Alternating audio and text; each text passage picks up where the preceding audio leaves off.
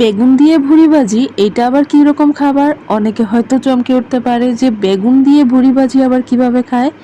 আজকে চলেন এই ইউনিক রেসিপিটি আপনাদের জন্য নিয়ে আসছি। আর এইটা যে এতটা বেশি মজার, দুনিয়ার সব খাবার যে আমরা খেয়েছি তা কিন্তু না। তবে একটা রেসিপিকে অনেকভাবে রান্না করে আসলে খাওয়া যায়, আর এক একটা টেস্ট এক এক রকম হয়। যেমন ভুড়ি কিন্তু আলু দিয়েও খায়, অনেকে আবার আলু ছাড়া খায়। আজকে আমি আপনাদেরকে বেগুন দিয়ে ভুড়ি ভাজি করে দেখাবো। আর এই রেসিপিটি যারা না খেয়েছেন অবশ্যই জীবনে একবার হলেও খেয়ে দেখবেন, কতটা বেশি মজার আপনারা নিজেই বুঝতে পারবেন। আর আমি ড্যাম শিওর আপনারা এই রেসিপিটি খাওয়ার পর বলবেন যে এতদিন কেন খাইনি, আর এই রেসিপিটি আমার সামনে কেন এলো না। সো চলেন রেসিপিতে চলে যাই। এখন আমি প্রথমে অনেকগুলা স্টেপ ফলো করব, যার কারণে এই রেসিপিটা হবে অসাধারণ। তো আমি এখন ভুঁড়িটাকে খুব ভালো মতো পরিষ্কার করে পানি দিয়ে দেখেন এখন সিদ্ধ দেওয়ার পালা। প্রথমে আপনারা এটাকে খুব ভালো করে 2-3 দিন জাল করবেন। প্রথম দিন আমি শুধুমাত্র লবণ আর হলুদ দিয়ে অনেকগুলা পানি দিয়ে পরিমাণ মতো পানিটা দিবেন আর কি, যতক্ষণ না মানে একদম সফট নরম হয়। আমার আজকের এই ভুঁড়ি ভাজির রান্নার এই টিপসটা কিন্তু ফলো করতেই হবে। প্রথম স্টেপটা যদি ফলো না করেন তাহলে কিন্তু রেসিপি ভালো হবে না, এটা আমি আগেই বলে নিচ্ছি। প্রথম স্টেপটা তো দেখলেনি, লবণ আর হলুদ দিয়ে অনেকগুলো পানি দিয়ে জাল করে নিছি, দেখেন পানিটা কিন্তু শুকিয়ে গেছে। এখন আমি দ্বিতীয় দিন জাল করার পরে এই পর্যায়ে আমি সব ধরনের মশলা দিয়ে নিচ্ছি।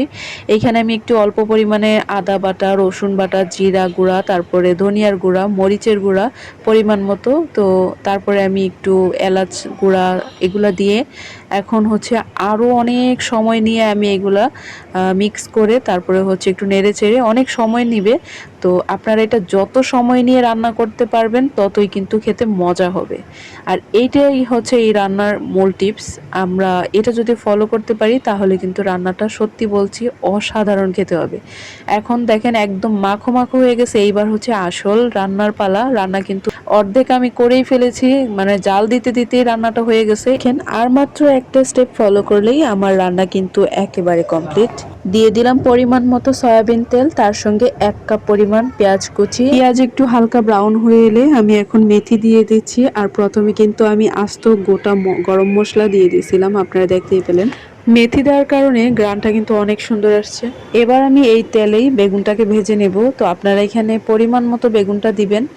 আমি কিন্তু 1 কেজি পরিমাণ ভুঁড়ির জন্য এখানে হাফ কেজির থেকে অনেক কম বেগুন নিয়েছিলাম। এবার আমি ভুঁড়িতে যে মশলাগুলো দিয়েছিলাম সেগুলো আমি অল্প অল্প করে বেগুনেও দিয়ে দিচ্ছি।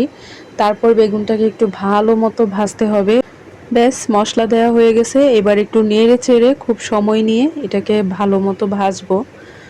এবার কিছু সময় ঢাকা দিয়ে রেখে দিব। ফিরে আসলাম কিছুক্ষণ পর। তো দেখেন বেগুনটা কিন্তু মোটামুটি ভাজা হয়ে গেছে। তো এইবার আমি ভুঁড়িটাকে মিক্স করে দিব, আমার সেই জাল করা ভুঁড়িটা। এবার আমি ভুঁড়িটাকে দিয়ে আরও কিছু সময় রান্না করে নিচ্ছি। ভুঁড়ি আসলে জাল দেওয়ার সময় আমার অনেকটা হয়ে গেছে। তো এবার আমি চেক করে দেখলাম সব কিছু ঠিক আছে। এবার সেই পাতিলটাকে একটু ধুয়ে হালকা করে একটু পানি দিয়ে তারপরে আমি একটু মাখো মাখো করে নিচ্ছি। এবার আর সামান্য একটু রান্না বাকি, দেখেন আমি একটু ঢাকা দিয়ে রেখে দিলাম। তারপর চলে আসছে আবারও, এসে একটু নাড়াচাড়া করে নিচ্ছি। একটু হালকা করে নাড়তে হবে, কারণ বেগুনটা খুব গলে গেলেও ভালো লাগবে না, আবার সিদ্ধ না হলেও তো খাওয়া যাবে না। তো দেখেন বেগুনটাও হয়ে গেছে, আর বেগুনের গায়ে গায়ে একদম মাখো মাখো করে বুড়িটা কিন্তু হয়ে গেছে আমার। তো এবার আমি দেখেন আলতো করে নেড়ে চেড়ে, আর খুব একটা নাড়বো না। রান্না প্রায় কমপ্লিট। এবার আমি চুলাটা অফ করে দিচ্ছি। এবার আমার বেগুন দিয়ে ভুঁড়ি ভাজি একেবারেই কমপ্লিট। তো 1 থালা ভাত নিয়ে সঙ্গে লেবু, তারপরে তো শশা না হলে হবেই না। তো খুব মজা করে মেখে মেখে খেয়ে নিচ্ছি।